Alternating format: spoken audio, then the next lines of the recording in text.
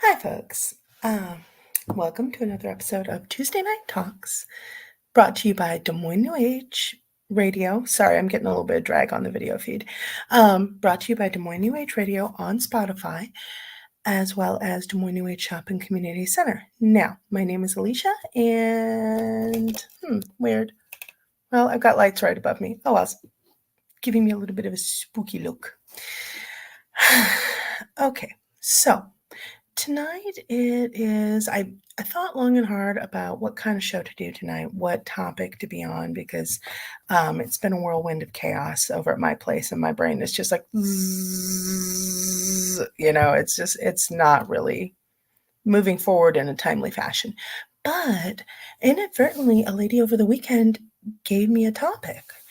She'd never had a reading before, and she was sitting there and she was asking me some different things, and we finally, she's like, da da da. I'm like, wait a minute, what's going on here? And I finally realized she not only had she never had a reading before, she did not know what a psychic medium really did, what they were, things like that. And I do run into that quite often. I keep getting the thing of, well, what should I ask the person? And I'm like, well, ask it whatever you want to ask them. But at the same time, I also understand it can be when you sit down in front of a psychic, it's very daunting. So I put together this. It's basically when you're getting a reading, the do's and the don'ts. Now, different readers have different rules, but for me, for a lot of your psychics and intuitives, you want to give them a target to shoot at. You want to give them something, some sort of question. So when you come in, general reading is nice and everything like that, but you actually really want to give them a target to shoot at, because they're going to see, most of your psychics are going to have access to a lot of information, a lot of ambient information. And so coming in and saying, oh my God, tell me my future or something like that, it's not really going to work for them. There we go. This is a little bit better. Goodness gracious. Those lights are not doing anything for me, are they? Anyway, it's not really going to give them what you need. So, first of all, one of the do's is definitely, hold on just 1 second here. Maybe I can do this to stop some of the freezing. Unfortunately, tonight I am broadcasting from a different location because my home is an absolute wreck. We had a massive plumbing issue, and oh boy, joyous rapture. So now we have to be somewhere else while they fix it. Not very fun. Here we go. Whoop.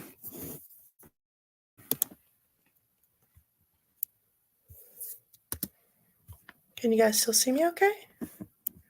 Wow, this is weird. Okay. Hang on just a minute here.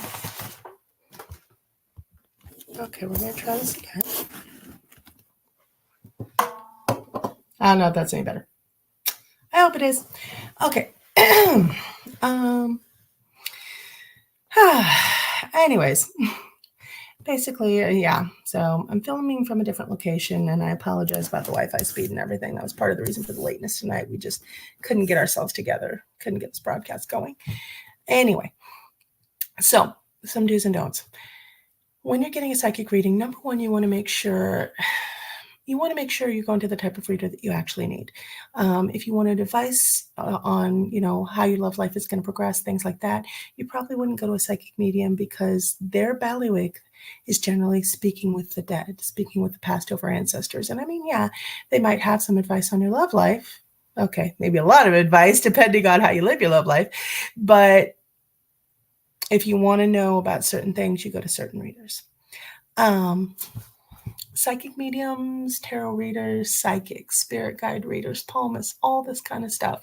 They can all do a little bit of the same thing, but they each have their specialty. However, when you're sitting down with any of them, these are some suggestions that I will make, and I don't want this to go too long. I don't want to take up too much of you guys' time.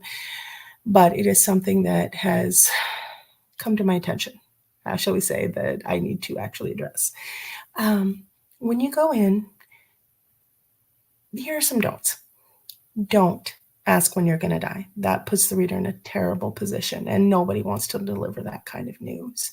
Don't ask them that. Also, keep in mind anything that they tell you, the future is always fluid. So you might have been set to die when you're 80, but then to celebrate that, you might go out, get drunk, and get in a head-on collision. So, and die a night or two from that reading. The thing is, the future is constantly fluid. It is never set in stone. Whenever you go to a reader, think of it as kind of going to a guide who's going to tell you a little bit about what is more than likely coming up for you, or what has been in your past or is around you. Don't take it as the gospel truth unless they tell you don't go and drive drunk. And then, yes, that's obvious common sense. Now, don't ask about medical stuff unless that person is a decided medical intuitive and has a shingle hanging out. I can't tell you how many times we've gotten calls at the shop, or even I've gotten questions myself. Do the cards show if I'm pregnant or not? Go to a doctor. My husband, I would sit there and be like, what? But my Gemini husband, much quicker on the draw than I am, he's like, you should ask your doctor that. And he's right. Any medical conditions, you need to go see your family medical practitioner for. You can go see a holistic one, whatever makes your heart happy, but don't ask a psychic, don't ask a Ouija board. Actually, don't even get a Ouija board, honestly. But don't ask a psychic about that stuff. Don't ask a psychic about people that are not in the reading with you, because if they wanted a reading, they'd get one. And it's actually kind of unethical to read about people that are not in the reading. So don't be checking up on your ex-boyfriend or your ex-girlfriend or anything like that. If you want to do that, use Google. Actually, I'm not even suggesting that. Just let them go. They're exes for a reason. And whatever you do, don't let the planetary retrogrades return them to you. So let's see, what else? No medical conditions, die. You know what? And just be respectful. A true psychic is touching the void and all the knowledge within it to answer your questions. So have respect for that. Don't waste your time and money or their time. Get to the point. Ask your questions. Have them written down beforehand. If one comes to you during the reading, absolutely, that's awesome. But take a pen and a piece of paper. You can do a voice recorder, but I actually prefer to do both when I'm getting a really important reading. A lot of people like vague general readings, and that's great and all, and it's always preference. But for me, I prefer the readings to be straight and to the point. I'm very much straight up, no chaser in my readings, and that's how I prefer to be given a reading, which is part of the reason why I love getting rune readings. When you sit down with a really good rune reader, they're amazing, and if they're talented, they can give you, I'm sorry, the computer lag is throwing me off. They can give you that quick, fast, go, answers, and you're done. And that's how I love it. So, do's. Do have questions. Do give these people a target to shoot at. Do bring stuff to record and write down. Do tip well. Believe it or not, a reader's life is not fun. Okay. And there are a lot of things that come with doing readings. Body pain, physical ailments, things like that. It is very draining to do readings because think about it. You're reaching over and you're touching the other side. So be respectful. Let's see, what other don'ts? I knew I should have made notes on this because my mind's all over the place. I'll probably have to come back and recover this subject. Always make sure you have the right reader for what you're doing. One, you're going to feel a call to the reader. You're actually going to feel that pull that says this is the right one for me, or they have a message for me. And remember, not every reader is going to be good for every single person. kind of like there's a foot for every shoe, there's a reader for every client, but it's not always the same. I remember one guest reader I had in the shop. They were very, very shocked when a lady client came in and she asked me for a reading, and I looked at her, and this is the perk of being a psychic.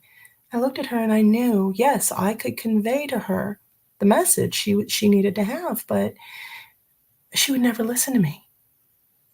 And I searched and I searched and I searched, and the guest reader that day, I knew she would listen to them. And so I sent her to them, and they came back to me and they're like, why would you put her with me? Why didn't you take the read? I'm like, because she needed to hear it from you. She needed to hear it from me, and she would actually listen from you. And that's the entire point. Yes, we do need to make money. Yeah, we all got bills to pay. I mean, hey, fridges don't fill themselves. But if a client truly needs someone else, you have to pass that client over. There are also times any good psychic is going to have off days. They are never right 100% of the time. They are never on point 100% of the time. And it also depends on what's going on in their home life, with their health, everything like that. I know when my dad got sick, he almost passed away in 2019. 2019 was a horrible year. But he almost passed away, and I stopped reading, and people asked me why, why, and because I have a lot going on with my family, and I would not be able to give you a good reading. Same thing when Arthur got sick, when he had all the medical stuff with his clubfoot. I couldn't do readings to save my soul. Everything was just complete chaos in my mind, and my connection to up there was just, I could get a few answers here and there for myself, but there was too much going on in my life to be any good at doing what I was supposed to be doing. And so I stepped back, and everybody wondered why. And I'm like, because it's not fair to the client or to myself or my family. With readers, always remember, everybody has off days. Readers are no different. They are not infallible. They are not beyond reproach. They make mistakes. Most of your really good experienced readers will sit there and be like, okay, you know what? I can't get anything on this reading. Here. And they will actually give you your money and everything back and say, look, I got somebody I can refer you to, but I can't do this reading. At least not right now. I'm not meant to do this reading for you. Another time, there was someone who got brought in by one of my other clients, and they're like, oh my God, you're going to love her. And I started to read for this person. I got a little ways in, and my guides just completely blacked everything out. They shut everything down. It was like pulling a black hole in front of me. And I'm like, nope. And I gave this person their money back, and I handed them over to another reader. And it turned out that the reading I would have done was about a very uncomfortable subject for me, one that I wouldn't have been able to be objective about. But the other reader was. They were fine with it. They didn't care. So I guess what I'm trying to say is make sure you're going to the right reader.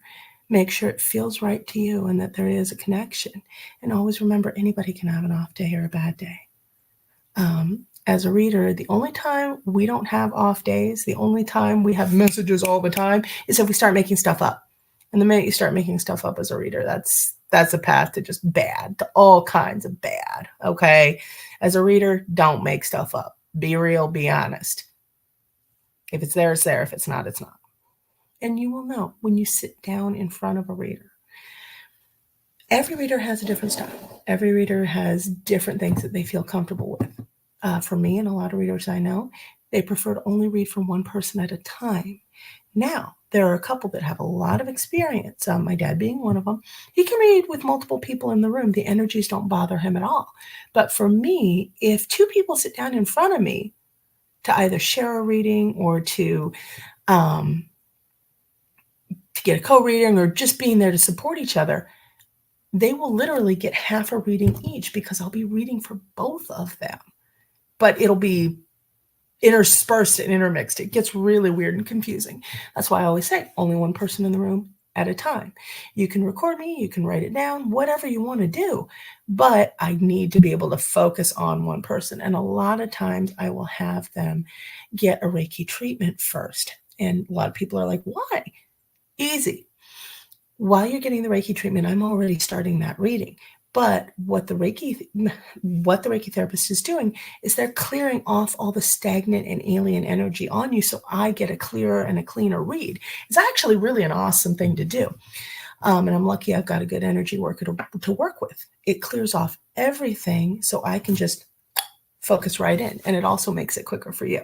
So one of the things I always love to do when I was doing a lot of readings is pull in a Reiki therapist and have them clean off my clients before I read. That's actually something I recommend to just about every reader. Have an energy worker there to just do a quick flush, or if you can learn how to do it yourself, go for it. But for me, I would prefer it to be in the energy cleaning department, and then they come to me for readings. It's a lot easier on me if I'm not having to do both. If I'm not having to switch hats, so to speak. Let's see, anything else? Do's and don'ts? Well, I'll probably have more later, but for right now, that's what I have. That's the main thing I wanted to tell you guys. Have questions, be respectful, and if you have a reader that does well with you, try to go back to them. I advise people to get a reading at least once every season, just as a check-in. It doesn't have to be a huge long one, but even a 10 or a 15 minute to check and see what's going on. Some people do it annually, some people do it twice a year. I actually recommend probably very least once a season to go and check in. And then also psychic development classes for yourself, which we will have those up on the website as soon as I can figure out how to work Wix. Anyway, but yeah. And yeah, if you guys have any questions, any comments, anything like that, please let me know in the comments or message me or get in touch with me through the website. Right now we're having a little bit of trouble with it, so I'm trying to adjust and mess with it. It's just probably something I did. And yeah, loves to you all. Remember to like, comment, subscribe, and follow us on Des Moines New Age Radio on Spotify, because that is the least hinky of all the tech. All right. I love you guys, and I will see you tomorrow night for Gem Talks. Oh, and this week coming up, the Psychic Roundtable. So hopefully all the chaos at home is done by Psychic Roundtable. All right. Loves to you all. Have a good night, and we're going to go to the outro. And boop.